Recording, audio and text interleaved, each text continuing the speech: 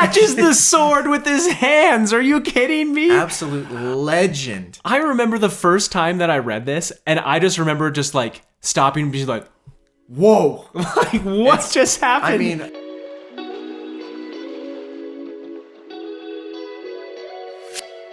hey everyone, welcome back to the Marty and Jaden show. I'm Jaden, this is Marty, and this is part 2 of our Words of Radiance series where we react to each part of the book, and hopefully you're reading along with us. We're excited to have everyone along this journey, especially any new subscribers that have joined since the last one. It has been a ton of fun. We love seeing the comments flowing in. We love seeing the subscribers coming the best in, part. Especially captured in words. Welcome, Jay. It's good to have you with us. Are you kidding me? That's dude, awesome. I've been following this guy since I started BookTube, dude. Yeah, since I started watching BookTube, not since I started recording it. Like, he's a star. We've made it. That's it. The podcast is officially, I think we're going to be on Joe Rogan. Pretty much at this point, right? It's exciting. We're definitely super excited to have you with us. Welcome, Jay. Welcome, Caption Words. And hopefully it lives up to the expectations, right? I know. Let us know. Comment for us. Let us know what we need to improve. We need the masters. We definitely would love the feedback because you know what you're doing, and our edits need to step up. The way he does pictures and the moving pictures, so cool. I love that part. He's a great storyteller too. Yeah. I just love.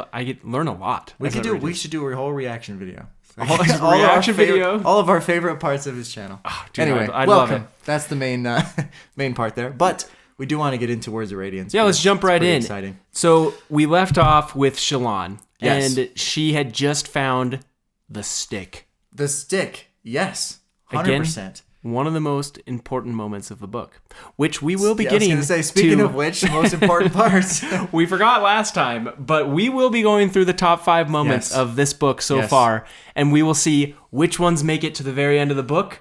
And we may even compare these top 5 moments at the very end of the book to the top 5 moments of the Way of Kings book. Does that mean we're going to eventually create a top 5 Stormlight Archive moments? Yes, it does mean that. That's exciting. It'll be epic. So thanks for those of you who reminded us that we forgot to do our top 5 in the first episode. It's always nice to you guys have our back. It was one of my favorite parts too. I just can't believe I blanked on it. It was ridiculous. Both of us did. It's we're new at this, right? We're still figuring it out. But we will get there. We will get there. We are human.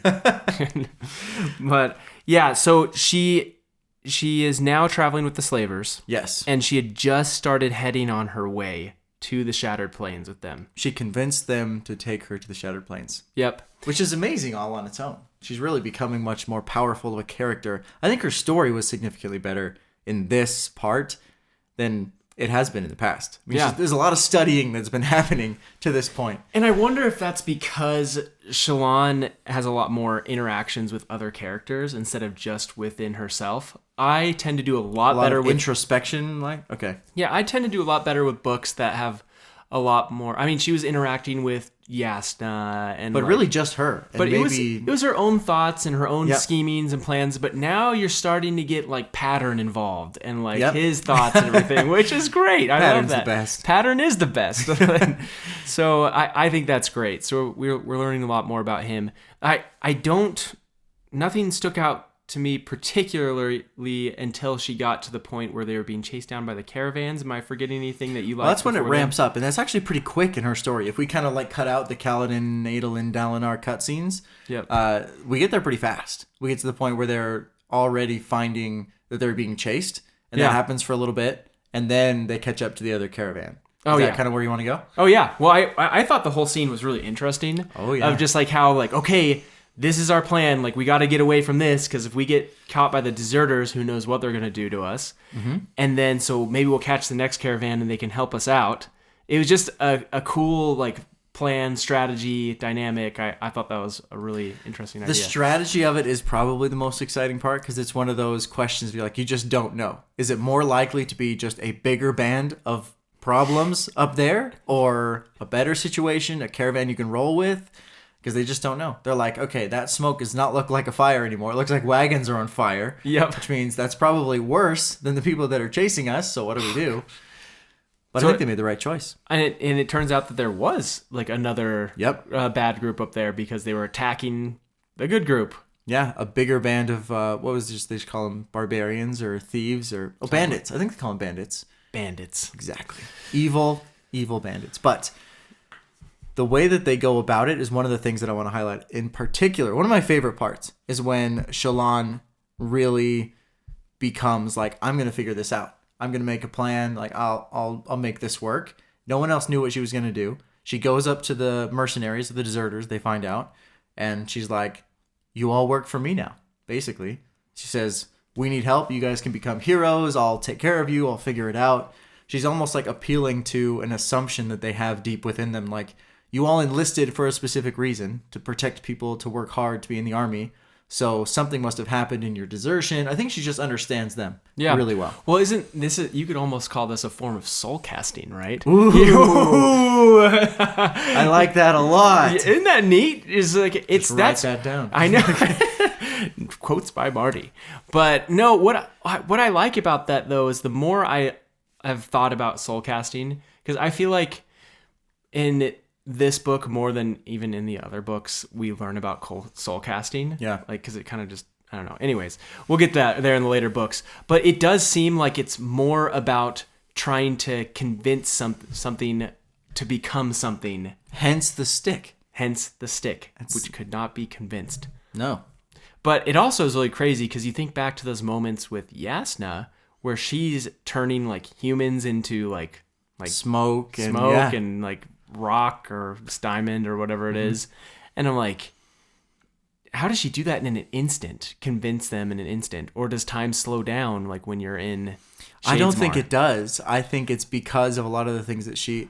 And the reason she's so good at it is the exact same as the reason that she doesn't need to use her money or prowess or power or position to get what she wants. Oh, that's right. Because she explains the same thing to Shallan, where she's like, there's just this element of perceived leadership and perceived like, I'm here because I'm supposed to be here, and going in with that confidence to be able to say, this is what needs to happen. It's exactly what Shallan has started to do, but it lets them get into whatever they need to do. Like just that confidence to go in and say, I'm here for a reason. I'm here because I'm supposed to be here, and you should just do what I say. A lot of people roll with that. We had a cool comment. I was going to mention that comment. Go ahead. Well, someone mentioned like the hard hat comment that we mentioned. You get into pretty much anywhere if you're wearing a hard hat and carrying a ladder. And then someone's like, actually, fun fact for the Christmas season, if you dress up like carolers and dress up like Christmas and stuff like that, you could pretty much also get anywhere you want to, and people won't get mad at you. Yeah, so, as long as you're confident, you're like, we're supposed to be here. And I think that's one of the reasons Yasna is so good at soul casting, because she just is able to impose her will so just effortlessly onto others, and I think that includes the beads in Shadesmar. Oh yeah, which makes her a extremely skilled soul caster. Yeah, that's cool. This is a cool conversation because I hadn't thought about it like this. I definitely didn't think of the mercenaries, deserters as being soul casted. So that's one of them for the ages right there. Whew. I liked that moment. Thought of it on the spot. Okay, it's pretty good. That's why we had this podcast. I know, for that moment. No, I think it's a cool dynamic, and so now she's running the entire camp. Basically, she's leading this whole group of people out to the Shattered Plains. Well, we forgot to mention that in these moments, she also learns how she's subconsciously light weaving. Yeah, that's true. These all these moments where the people are like, weren't you a lot older and you looked like a queen? Yeah, and your dress wasn't in tatters. Like, yeah, what exactly. happened? Like that was crazy. That was really cool.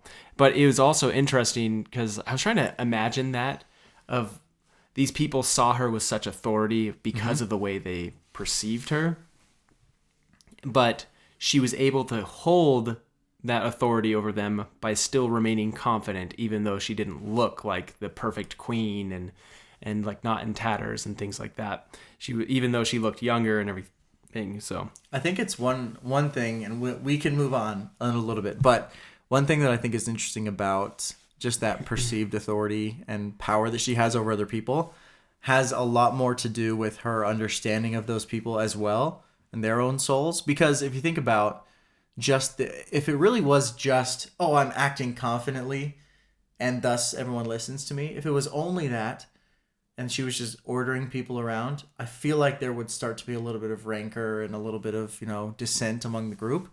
But I think they are rallying themselves afterward, specifically the mercenaries and deserters. They're like, Gaz specifically, oh, we can do this. Like, she offered us this. It'll be great. It'll be awesome. Even when she's not there, they're still banding together with what she had told them because they were so motivated by that internally, not just because she was projecting confidence. It's because she's a good leader.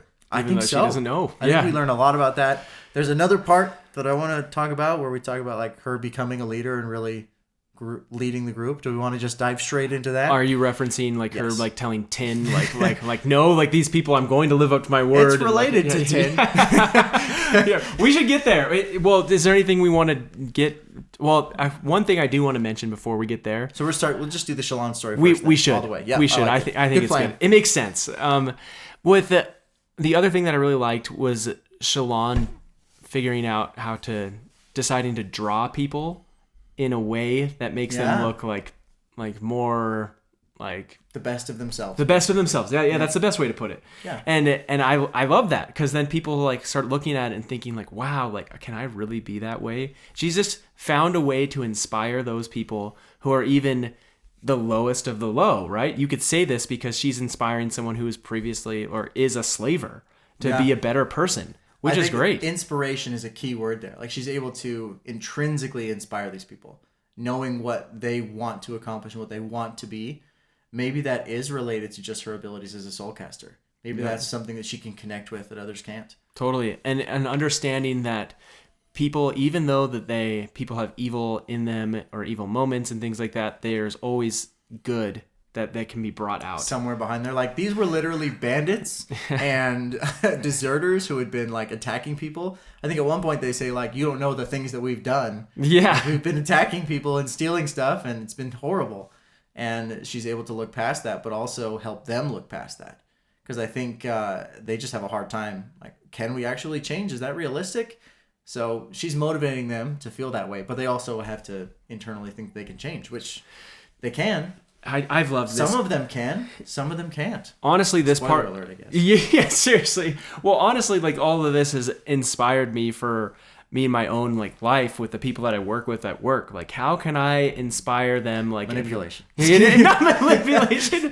It's like to see people in a more positive light, no matter who they are or who you're working with and things like that. To lead them by their own motivations, not yours. Yeah. And to help them to be the best selves they can be.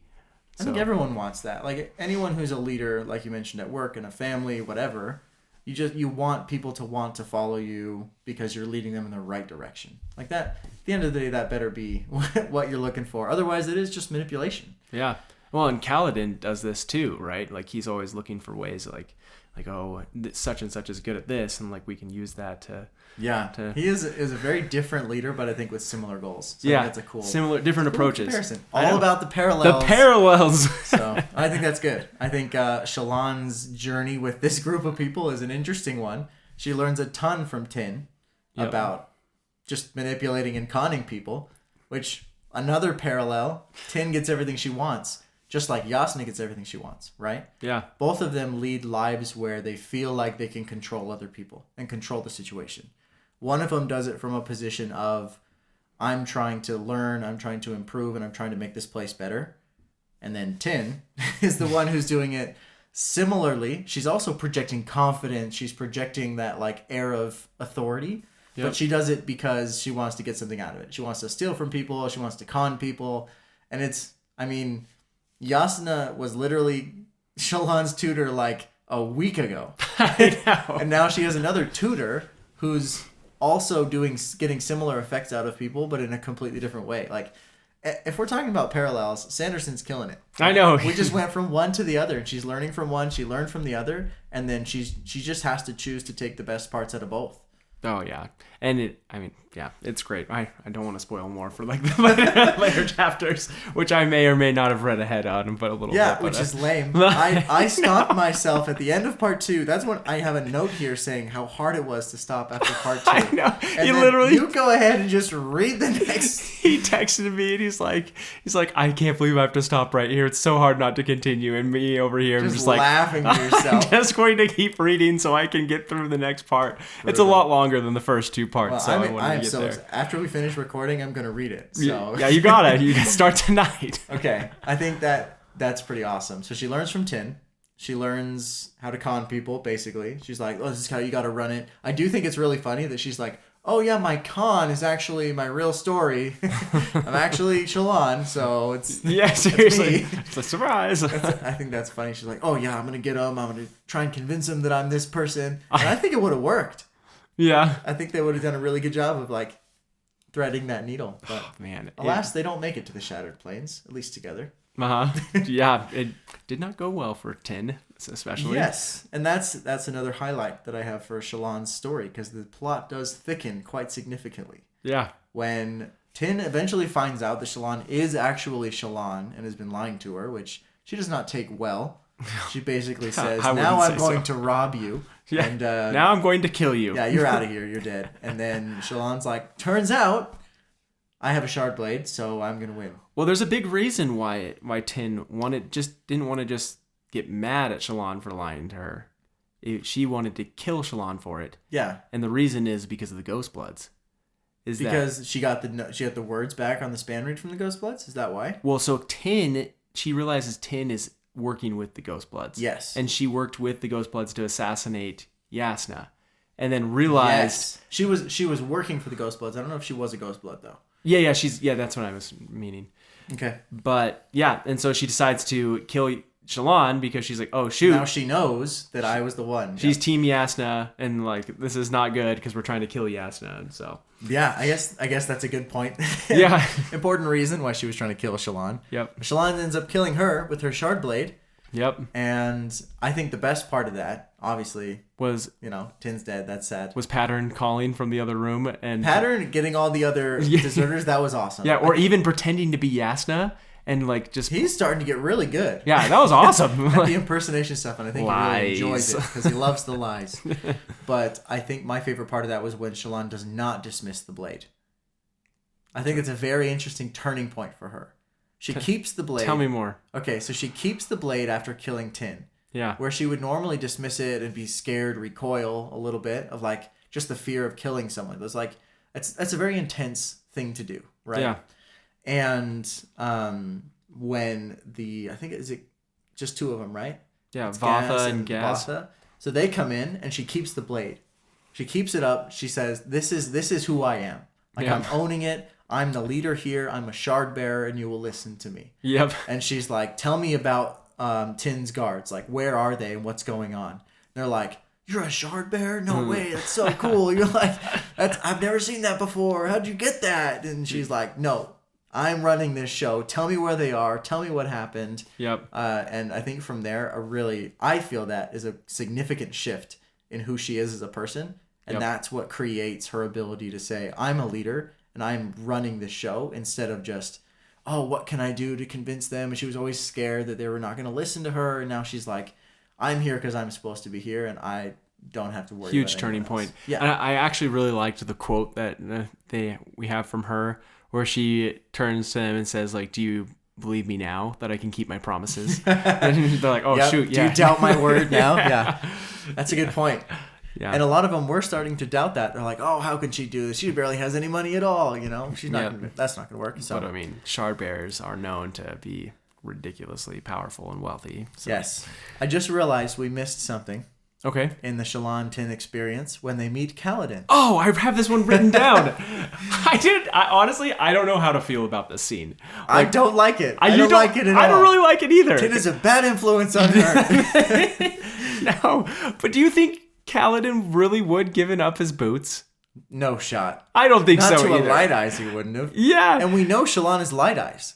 Yeah. Well, did she dye her eyes dark? Dye her eyes? Did you not hear what the whole Tin thing was in the book? I know Tin talks about the eyes. Yeah, the little eye drops you can put in so it can make your eyes dark. I don't think they did that. They were just talking about it, right? Well, she said that she had the stuff. They probably didn't do it for that moment, but I was like... Because she didn't know she was going to be a Horn Eater until 5 seconds before. True. I don't know. It's an interesting scene. I guess Kaladin at this point is just trying to not get in trouble with Dalinar. I know. I kind of let it slide for that, but I'm like, I don't think Kaladin would have done that. I think Sanderson just thought that was a funny moment, and so he wanted to throw it in there. It was a little bit funny, but I was like... Oh, the disrespect. The disrespect, I know. He's working so hard. He's making this work, and then she's just...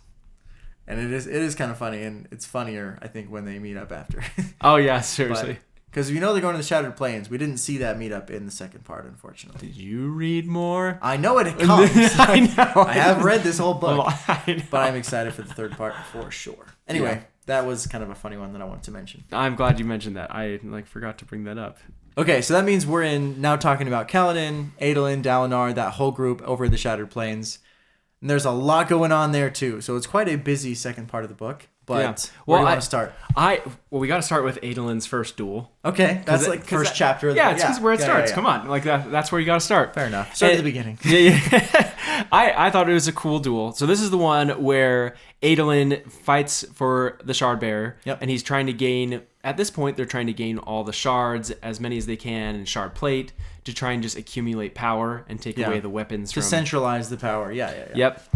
And so Adolin goes in there, talking to his sword, prepping, making sure he eats the chicken, making sure all these things. And Renarin's like, "Did you eat chicken this morning?" Honestly, that makes it way better than him having his own checklist in his head. Like, I love how Renarin just like, that's a brother moment right there. Yeah, that is. Where they're just you're doing the things, right? Like wearing the socks. Yeah, I love it, dude. Yeah. It's the best. And then like his aunt Navani is all like, "Are you kidding me?" like it. You're like, "You don't believe in these prayers that I'm sending up, but you do all this ridiculous stuff." He's like, it's just, I know, regular stuff. It's like, who knows if it actually helps, but it hasn't hurt until now. So, or hurt up until like that's a good this point. So why stop? It's working. I know. Sometimes I wonder, like, I'm always tempted to have like a lucky something when I go to play a sport, but I'm like, I just can't. Like, if I do it now, then there'll be a time when I have it. Stop. Yeah, dude. Like in disc golf, I lose my first lucky disc, then I'm done. Like, the end of the end of the world. Right? Like, no, but so anyways, he goes into his first duel, and he wins unconventionally. So we find out that it was a brutal way to win. Yeah, but honestly, everyone else was like shocked that he had done this. Yeah, but it was his plan, right at the beginning. You think he was? I thought it wasn't his plan. I thought he was just like going for it, like, and being a brilliant swordsman, and just saying like, "Hey, I know the rules, and I just thought I could win real fast like this way." It could be. I think his conversation with Navani after made me at least think that it was intentional, where he's like, "This way, people will think that it was lucky." At least Navani mentions that. She's like, "Oh, at least they'll think, he barely won that one." I think he may mention afterwards. He's like, "I wasn't really intending for that, but hey, it works out." Like, well, he didn't even finish it with the blade. He just dismisses the blade, and he's like, "I'm just gonna beat this guy to a point." Yeah, so like he gets one good hit on him, knocking his blade away, then knocks out 3 pieces of armor, if you don't remember. But it was intense, and I loved it. It's pretty awesome. And with that though, the rest of the camps decide together that they're not going to fight Adolin. Yep. And that's because that's being spread around by Sadeas. And I didn't know if that's because, like, do you think it had to do a little bit with him embarrassing that shard bearer too, and they just didn't want to deal? I think Sadeas is brilliant. Yeah, in his he's super smart. Terrible way. And I think he knows what they're trying to accomplish. Yeah. And he knows that Adolin is a fantastic swordsman. Yeah. And he's like, if this works and they succeed, Sadeas' plans are kind of ruined. So I think he's just saying, like, I'm going to use my power to make sure that whatever they're working on doesn't work. Well, and we see that in the second duel, right? Yep. Because we see it from Sadeas' perspective. And he sees and he notices that Adolin's sandbagging intentionally to make it look like a close fight. And he even says, he's so like, cool. It takes an amazing swordsman to win a duel. It takes a master swordsman to make it look like they're losing until they win. Oh, yeah. He even says that. He's like, that is incredible skill. And you cannot help but read that part of the chapter and go, like, freak yeah, Adolin's amazing. like he's a master. I love that so much. He's been training for so long, and he's perfected his craft. It's awesome. Which is really cool, because in most books that you read, I feel like the new character that you read about will always be like they have that struggle of like, I think I'm the best, and then they just get like the beat hubris, down. Like but then this time it's like, no, he like his hubris is like well placed. Yeah, and he's been taught well by his father, I think, in this case. Which is unlike most other books that I've read. It's like, it's okay, like it's awesome, like, and he's good, and he actually is good, which is fun. I don't know, I like that. Carries it well. I mean, there's certain elements of his personality where he lets it go a little bit, I think. Yeah. But he's also a young kid. Yeah. So you got to accept that with it. Early 20s? Early 20s? Yeah, I think so. Yeah. I do love that. I actually, honestly, there's a lot of people who don't like the Adolin character. Maybe I'm putting words in all the fans' mouths, but I love Adolin. I want great. more Adolin. And I love the fact that I love Adolin and I love Kaladin, and they don't like each other. No, dude, their interactions are some of my favorites in the book. It's pretty awesome. Well, especially we get to the sword master, right? When Zahel training. Yeah.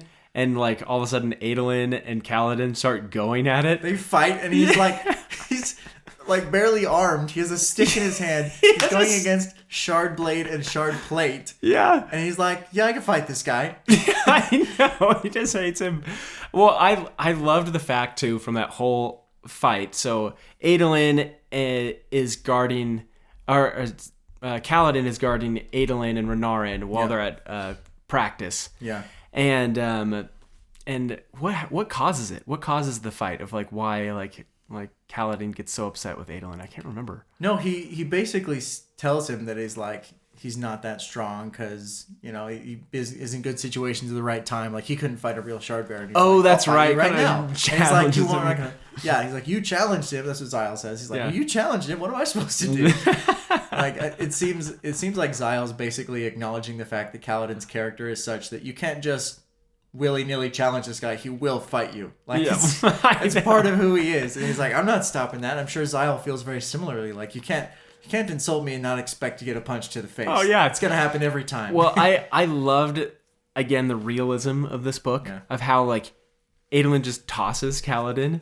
And kicks him across the stadium. Yeah, he's like, oh my gosh. And when I read that part, I'm like, this would be one of those superhero movie moments where someone goes through a wall and for some reason is unfazed. Yeah. But like in this part... But there's a good reason for it. There is a good reason. But putting that aside, I love the comment from Zahel of like, are you kidding me, dude? You're going to kill him. Yeah, like you might have killed him. You might have killed him and just choose him out. Like... hard for it. I like Zahel a lot. Me too. I love that. It's one of my favorites because he's just so cranky and he's like a monk. Yep. Well, I mean, and let me tell you. So there's the interlude with Zahel, right? And it's very short. Yes, and he knows about Kaladin's spren. Like he can see it. Didn't he mention it? I thought he could have. I thought he says that he saw the spren. Maybe I'm remembering that wrong. I don't think so because he barely talks to him. He just comes in. He sees his whole comment about like he's like there are two people who live in this house. One of them hates everyone, and the other one wakes up in the morning and might say come yes. back. But that's very true. I mean, I still have to get up in the middle of the night to feed a baby, and in the middle of the night, I'm like not a happy person. I know. Every once in a while, my son will wake up. Like this happened several times last night. Just wakes up in the middle of the night, use the bathroom, then decides to stop by our room and say like, hey Dad. I'm like, go to bed. Like to see his dark silhouette in the like in the hallway. I'm just like, oh my, like it's 4 a.m.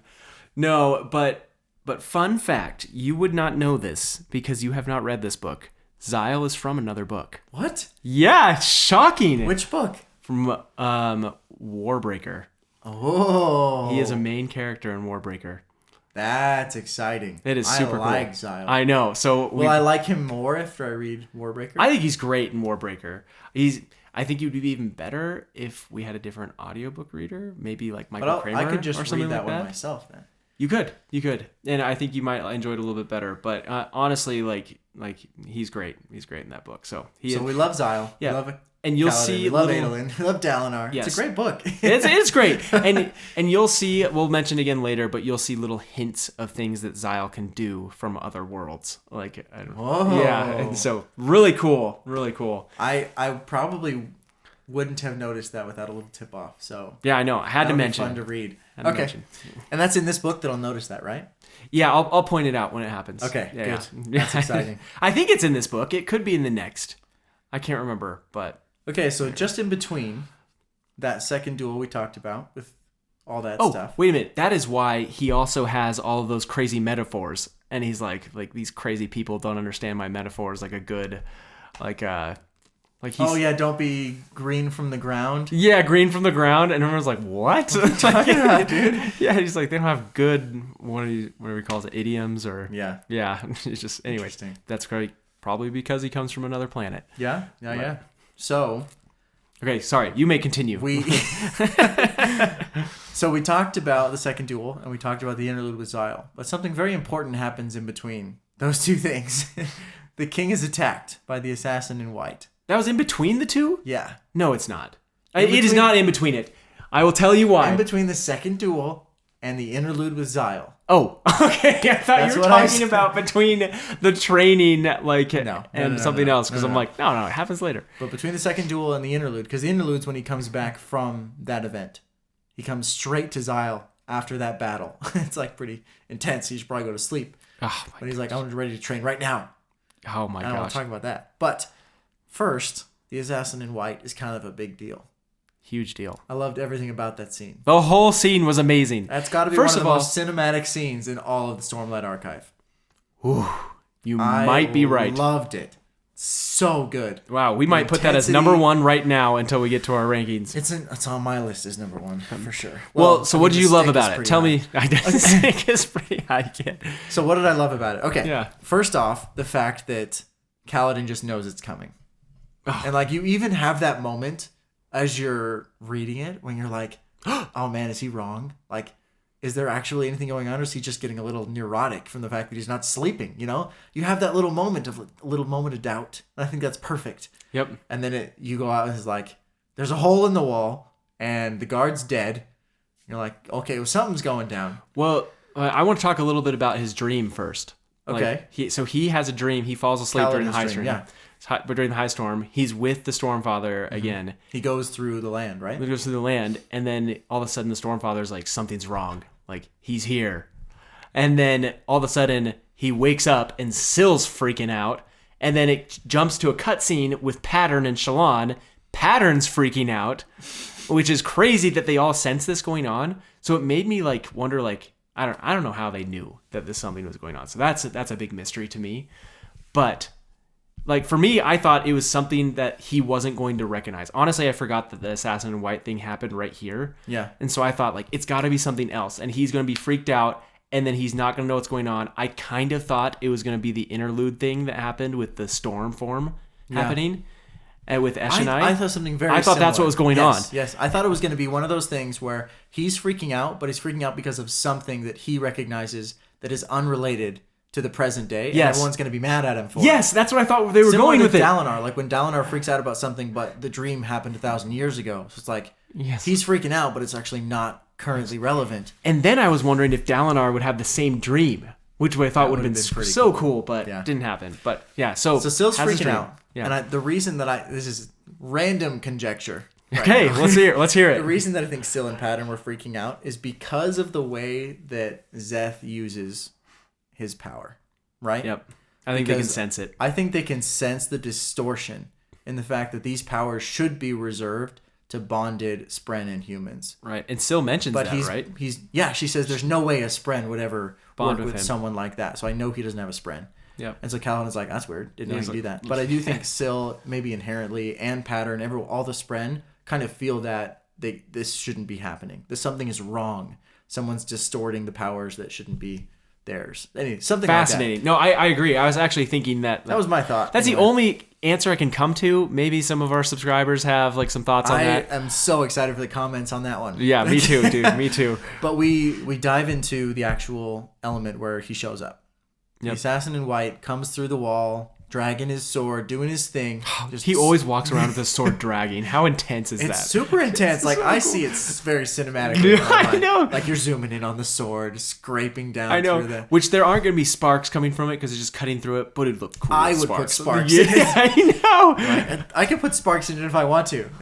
Maybe on the flat edge that doesn't cut through stuff. Maybe that drags through, makes sparks. The friction alone? I guess there's no friction in a... Wouldn't there be? There is a slight tug, they say, as it goes through something. And maybe that tug releases sparks. Yeah. It's the soul of the stone crying. Crying, it's tears. Okay, so the cinematic element, pretty fantastic. But he comes in, and this time, very different from the first assassination attempt. And I mentioned it was an assassination attempt on the king. I apologize. That's incorrect. You're right. But the first assassination attempt on the king, Dalinar was drunk. So this is a very big moment for him. Yep. I know we're kind of focusing on Kaladin in this story, but for Dalinar, this is huge. Yeah. Like the assassin has come back. Which this is a rematch. Yes, which unfortunately he has just given up his shard blade to That's Zadius. unfortunate. Not dude. a fair That would have rematch. been the most epic battle of all time. I Adolin know. and Dalinar with shard blades attacked this guy. They probably would have won, dude. Maybe. I think they would have. I don't know if they Dalinar would is a have. force to be reckoned with. Do you see how he just wrecked Adolin in just one touch? So okay, you mentioned the lashings. That's probably would have beaten him. That's true. But they both would have been on the ceiling. I know. Then I want to say, but Gavilar did really well. He almost won, if you remember. That's true. But the I catch don't think though was Szeth Gavilar working as hard with his lashings. True, and Gavilar was actually this is it. Gavilar was wearing shard plate, and you can't lash someone wearing shard plate. Adolin was not in his shard plate. I don't think so. I don't think he would have had a reason to be in it. Yeah, he does after. He wears it afterwards for the whole time. That's true. Okay, so very interesting. Yeah. I don't think they would have won still. Probably would not have won just because of his abilities. Yeah. But it would have been an epic battle. Still epic. For now. More epic. For now, he's fighting without a shard blade, and he's killing it. Like, do it. It's the moment. He catches the sword with his hands. Are you kidding me? Absolute legend. I remember the first time that I read this, and I just remember just like stopping and being like, whoa, like what just happened? I mean, in my memory / my mind's eye imagination, Yeah. Dalinar is probably the most jacked 50-year-old that has I ever know. existed. Because he's just a monster, dude, in battle. Well, you must be thinking the same thing as me then, because not only do you have to like catch this thing perfectly. Yeah, the audio for that is going to be rough. Yeah, that's the worst. Sorry, Jaden. To catch this thing perfectly. Yep. And but we also have to stop the momentum with the brace from your hands. Just on the flat of the blade. The moment you had to hit that so perfectly. Yeah. And that could slide between your hands and everything. Yeah. Like, oh my gosh, unbelievable dude. and so awesome. So awesome. Yeah, that was super cool. So we know that he's a legend of battle for sure. But also the fact that like Honestly, he's giving everything. He knows this battle's over. Adolin's on the ceiling. Kaladin's probably dead because he's just got his sliced through. Arm cut off. So Dalinar's thinking, it's just me, no shard blade, no real weapons, and I'm gonna give it everything I've got. That is amazing. Like that mindset, that warrior's mindset's crazy. But it's also one of the things that we love about the character. It's like he will fight until the very end, even if he has no shot. He is the Blackthorn. He is. He serious. just absolutely embodies that his whole life. It's cool. Oh, It's I so love cool. that. I love this whole scene. For me, it's number one. We haven't even talked about the ranking. Honestly, but it's so good. So I do a lot of road cycling. I think I was listening to the book when I first like listening on my Cranking bike. 500 watts. I really was, dude. For this whole scene, all of a sudden, I was pedaling way the heck faster, riding way the heck faster, like through like the road, and just like I am like, I don't know. You just feel the need, like if they're pushing hard, I gotta push hard. It's intense. Like Pretty intense. You feel a connection, and it was. I just remember that distinctly. It was just the intensity of the moment was so palpable. Like I just felt like I had to be a part of it. It was. And the other thing is that Kaladin and Dalinar do it very similarly, where they're like, I'm giving everything, even though everyone's probably dead. Like he took off running to tackle the assassin in white, even before Dalinar caught that blade. So he has to have assumed that Dalinar was about to get sliced through. Like he's like, well, he's dead, but I'm still gonna tackle this guy. Like, what's the point of that? He's missing an arm. Like that's the point where you just kind of like you're dazed on the battlefield, and then you get rescued later by the medics. But instead, he's like, my feet still work. I can bowl into this guy. Like Kaladin. It's incredible, but it's also we just saw that on the sword field with Zahel. He's just gonna keep fighting until someone stops him or he's killed. He can't stop, won't stop. Like the guy. Exactly. He's amazing.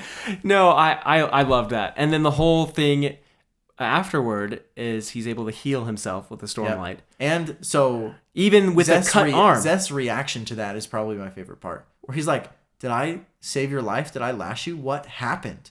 Your favorite part? Do you like that better than the catching of the... I like a lot of these parts. And I say that a lot. I know. But, I'm just like, wow. It's up there, though, because this is the moment he realizes that he is not truthless.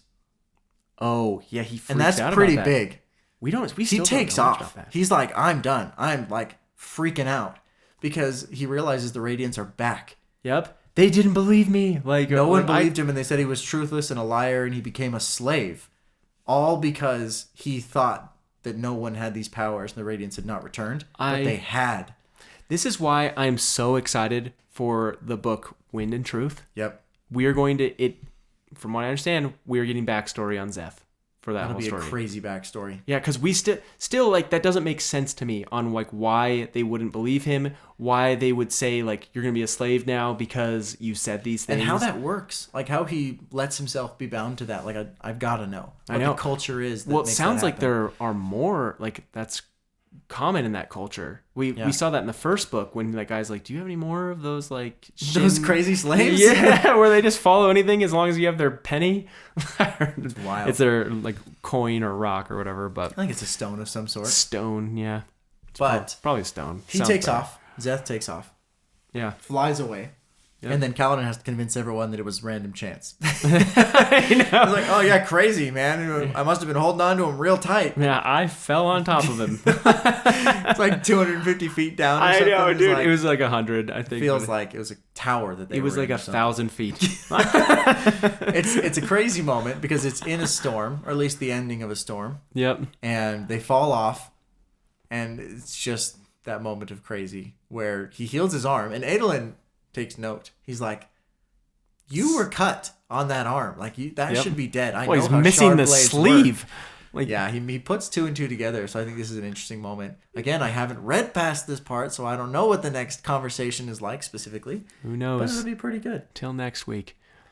So then the last part, we kind of already talked about Zahel, but I wanted to say like how interesting it is that he just went through this near-death experience, Kaladin, and he's like, I gotta go train now. Like he's lived to where he worked to train at the spear and he got as good as he possibly could be.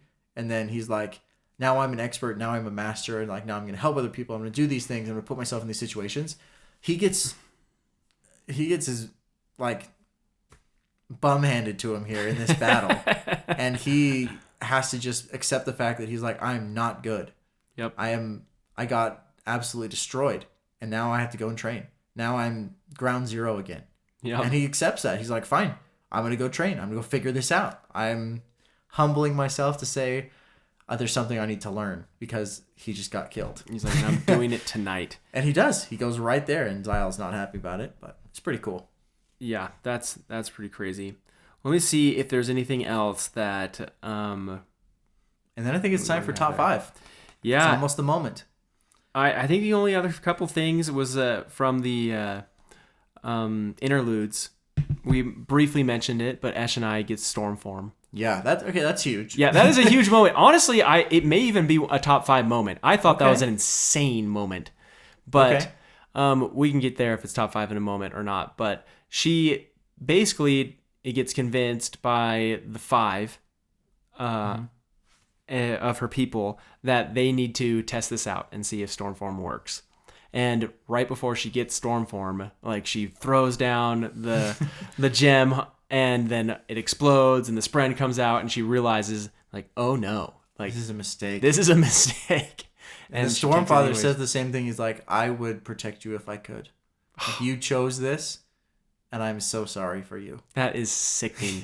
Classic Sanderson moment. Yeah. He does these things where like you just feel sick for the character, and you're like, oh like no, it's over. Like what have they done? No coming back from this. No. And so she comes back to the people and is all war form or storm form and everything, and yeah, that was nuts. Lightning. It's pretty wild. So you'd say it's top 5, huh? Yeah, let's jump into the top 5. I think that's a top 5 we'll moment. Wrap it up with top 5 stuff. Yeah, I think it's a top 5 moment from the book. I would argue for that. Let's see what other pop moments we got though. A big moment for me was Shallan convincing both the caravan and the mercenaries. Like the moments of her commanding her presence. I think that was big. I think that's top 5 because it's cinematic. It's important to the plot. I think it's good. Those are kind of our 2 criteria anyway. So that's right. Do you want me to go through mine? Yeah, let's hear it. So that was one. The stick, obviously. The stick? It's gonna probably sneak its way in there somewhere. That's the strongest will on Roshar. I know. So strongest essence. Power. Strongest soul. And then Kaladin and Szeth's battle. I mean, I guess I could say the entire battle with the assassin in white. It's probably number 1 for me right now. It's gonna be hard to convince me otherwise. The first encounter. Yeah, and then when Shallan kills Tin, and then keeps her shard blade and takes command and becomes a shard bearer. Cool. I am wondering, do we like any of Adolin's duels enough? I like him, but I'm not going to put him in top 5 just yet. I think they're cool. I think it's cool to kind of work with this character, but I just don't think it's top 5. Is Adolin's Kaladin... fight with Kaladin might be. That is a really good moment. It's a pretty good... And Zahel's there. It's a pretty good moment. Okay. What about Kaladin getting his shoes stolen from... It's bottom 5 moment. Bottom 5 moment. I hate that. It's so funny, dude. I don't like that part. Every time I read it, I'm like, oh, it's the worst. Honestly, poor guy. He loves those boots. Yeah, I know. Oh, wait. I can't forget this moment. We got to think of moments from the first part, too. Okay. When Yasna is killed. Okay. That moment was shocking, dude. Yeah. I love that moment. You're right.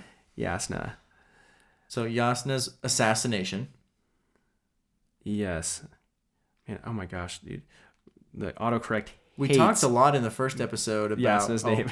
autocorrect hates the Stormlight Archive. Dude, it does. Always changing my words. I know, dude. I try to take notes and it's like, that's not even a legible sentence anymore. I know. But you just try it on like voice. Like when you do the voice to text, it comes out wild. Oh, Apple. You gotta get with it. I know, seriously. Unbelievable. Anything else from part 1? We talked a lot about the Xanthid.